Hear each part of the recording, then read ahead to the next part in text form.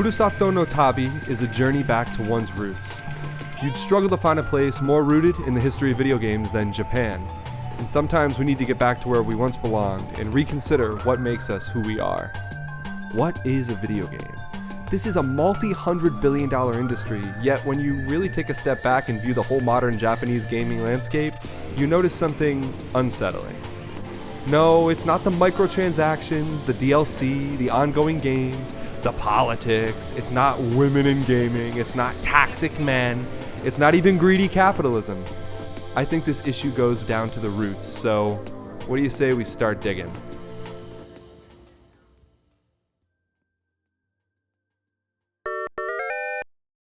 Just to get the obvious out of the way, this video is not about RPGs versus action games, it's not about open worlds versus linear worlds, and it's definitely not about which games have better stories or more complex plots.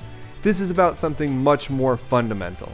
It's about the moment-to-moment relationship between the player and the game, and whether you're playing the game or whether the game is mostly playing out for you. And more specifically, it's about whether a game is designed like a toy, something you can experiment with, push against and express yourself through, or like an experience, something carefully crafted, paced, and guided from beginning to end. Consider, if you will, that Nintendo actually began as a card manufacturer and moved into literal toy making. In the United States, the gaming industry was dead in the water until Nintendo marketed the NES as a toy. The godfathers of modern gaming started out as toy designers. These are not programmers in many cases. They're dreamers, kids at heart, designing toys to play and experiment with. As the industry grows, we've seen moves to bring these toys into the world of film, and perhaps some moves to bring film into the world of toys. Every year, we see a larger percentage of games that aim to present a curated experience, rather than a toy that lets you explore an experience in your own way. Neither of these styles are inherently bad, but I do think that modern games have shifted much harder towards the experience-driven design, and in doing so, they're slowly giving up one of the most important things that makes video games unique as a medium.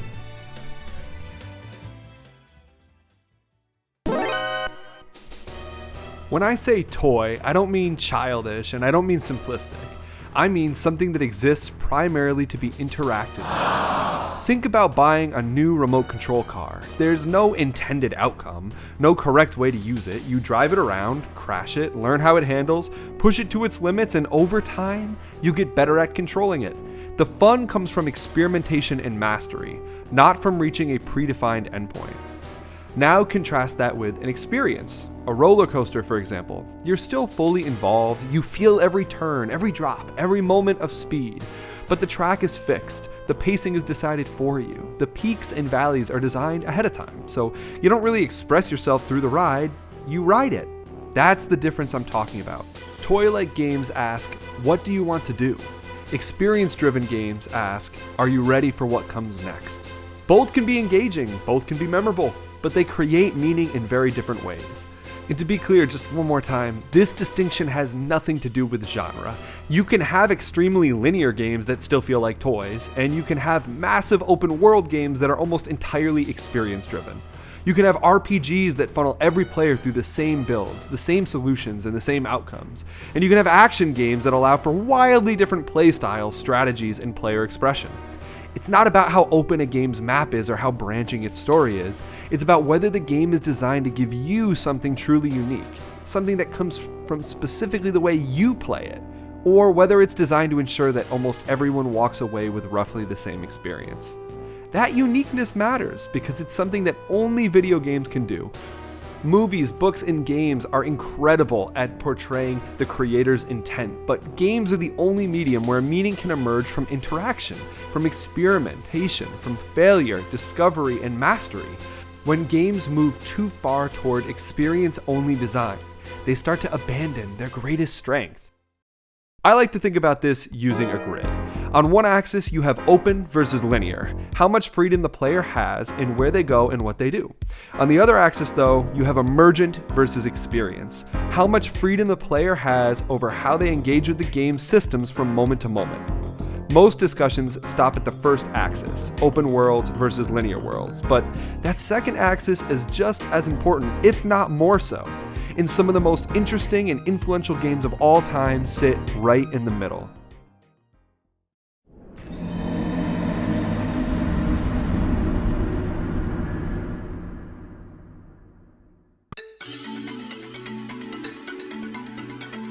Dark Souls is one of the clearest examples of a game that sits right in the middle of this grid.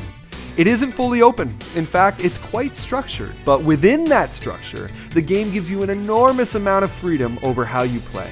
You choose how to approach encounters, how cautious or aggressive you want to be, how much risk you're willing to take at what times. The game doesn't rush to explain itself, and it doesn't step in to correct you when you do things wrong. It feels less like a guided experience and more like a system that you're learning how to manipulate. You can see how intentional this balance is when you look at games on either side of it. On the more open end of the same design philosophy, you have Elden Ring. It takes the Souls foundation and pushes it outward into an open world. If something feels overwhelming, you're encouraged to leave, explore somewhere else, get stronger, and come back later. It's the same toy, just placed in a much larger sandbox. But we can also move in the other direction towards a more linear structure without losing that same toy-like core. Bayonetta 2 is a great example of this. It's far more linear than Dark Souls, levels are tightly authored, encounters are tightly staged, and progression is heavily controlled. But despite that linearity, Bayonetta 2 still lives right in the middle of this grid because of the tools it gives the player. The combat system's deep, expressive, and flexible. You're encouraged to experiment with timing, positioning, combos, weapons, and movement. Two players can move through the same level and still play completely differently. Mastery doesn't come from memorization, it comes from understanding the system and pushing it to its brink. In that sense, Bayonetta 2 proves an important point. Linearity does not prevent a game from being a toy or an emergent experience. A game can be tightly structured and still gives the player the space to express themselves from moment to moment. What matters isn't how fixed the path is, it's how much freedom you have while walking it. And that's why Dark Souls works so well. I almost said walks so well. How ironic is that? It isn't trying to sit at one extreme or the other. It balances structure with freedom, intention with experimentation. And that balance is a huge reason that it's endured for so long.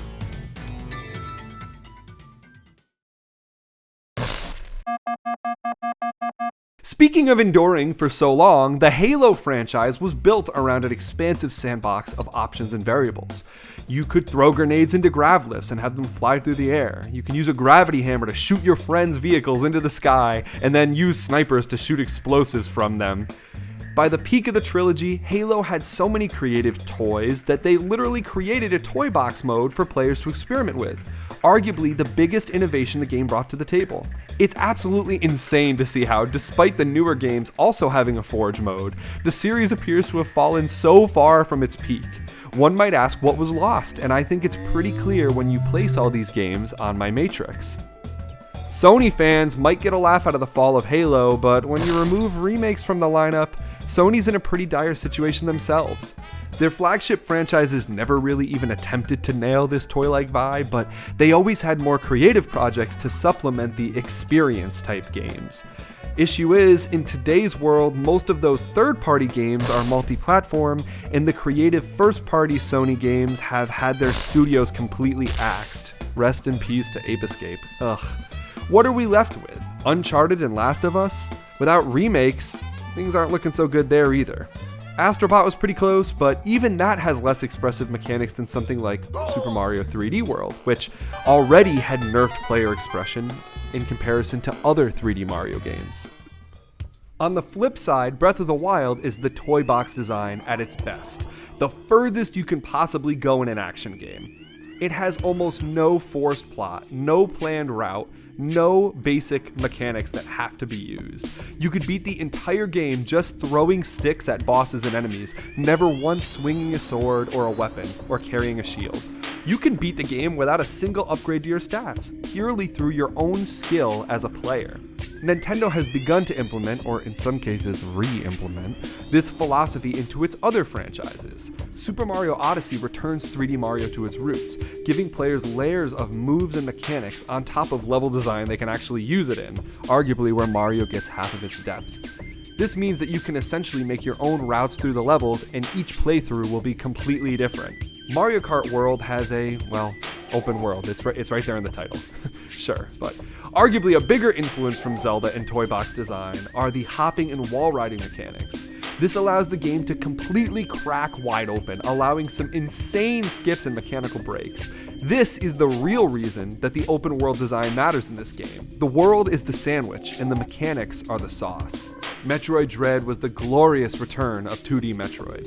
I recently went back and finished Zero Mission, and it made me consider how excellent Dread was with its combat mechanics. The game was built off the 3DS remake of Metroid 2, Samus Returns, which added parry mechanics to the franchise. And while they didn't quite integrate that smoothly with that game's design, Dread uses dual analog controls and vastly improved enemy design to dramatically improve the sandbox of mechanics that Samus can use in combat.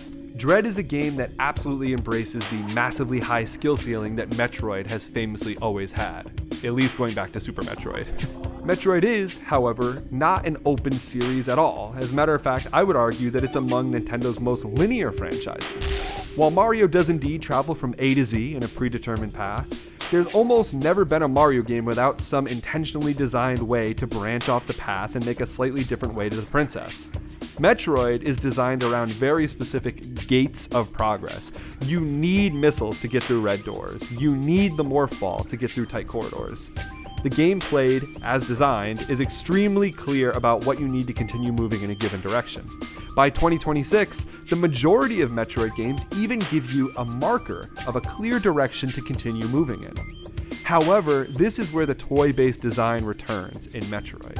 Metroid might be linear, but in its mechanics are where you really start to see things shift and change. I won't claim to be a sequence breaker myself, but when you really start to understand the mechanics of Metroid, you see tons of potentially interesting ways to use the tools you're given to break the game apart. There's certain things like morph ball jumping, shine sparking, and so on, where you start to realize that the designers likely knew that these powers were overpowered, but left them that way because they trusted players to enjoy and experiment with them. Metroid isn't just 2D though, and the 3D Prime games take a lot of cues from the 2D ones. Plot is mostly shown through supplemental, optional scans and environmental design, and because of this, goals are still only gated by abilities like the 2D games. Yes, it's still linear, but you have the tools and potential to skip around and break the game if you can figure out how to.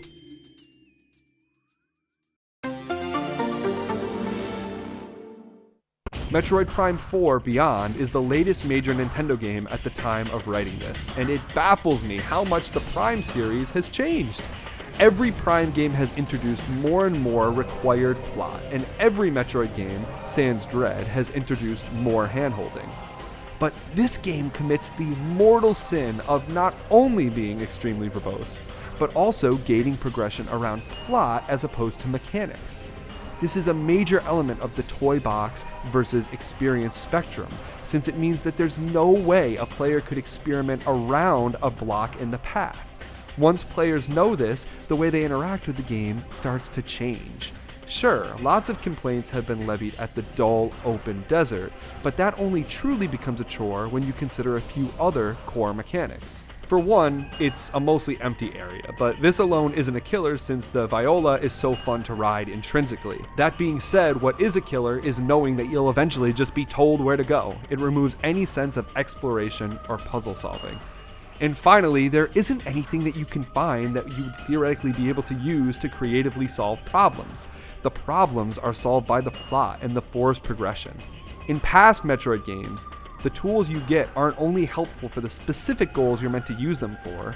Yes, you can still hit further roadblocks, but the best Metroid games like Zero Mission, Prime, and Super Metroid all remember that it's important to allow players to creatively solve problems. They still entertain that toy box emergent design, whereas Prime 4 is limited by its lack of such design. This is Prime 4's greatest sin, and it's indicative of the gaming industry as a whole. The number of times you need to return to base for unnecessary plot-driven moments is ridiculous. It's padding in a franchise that was never afraid to give us a 4 or 5 hour replayable game. It's sacrificed being a speedrunner's dream, a toy box where you learn to optimize and break the game with all the mechanics it gives you, into a bloated, forced train track experience. If this is the Quad A type of game we were promised by Sony, I don't know if I really want it. I still really enjoyed Prime 4. I love all the Prime games, and in the areas where it remembers what it's supposed to be, it's perfect. Shoutouts to Vault Forge and Ice Belt. That really, they really just felt like the best parts of Metroid Prime 1. There's still a lot to love here. Don't take this as me completely shutting down the game. I'm gonna phone a friend for my conclusion here, but if you like this video, hit the like button, maybe subscribe to the channel, and most of all, I want to hear what you have to say, so drop a comment down below, let me know if you think I'm an idiot or if I really got onto something here, but I'm gonna hand it over to someone way more qualified to close out this video than myself. こんにちは、ゲームクリエイターの小島秀夫です。小島さんが思う良いゲームの条件とは、まず作り手の愛がある。これ一つなんですけど、あとこれインタラクティブなんで、例えば一つのアイテムがあって、それを一つの使い方をします。で、それで終わりではなくて、そのプレイヤーが考えて、この使い方であったら他の使い方もあるのかなっていう試します。するとそれが用意されていると。お、こういうことができると。で、じゃあこれはこう使えるのかなっていうので使うと、それも用意されているっていう、そういうなんか自由度ですね。プレイヤーが自ら発見してその仕様がその中に含まれてて、全員が全員それをやる必要はないんですけど、そういうギミックがいっぱいあると、その発展系みたいなものが中に入ってるっていうのがいいのではないかと思います。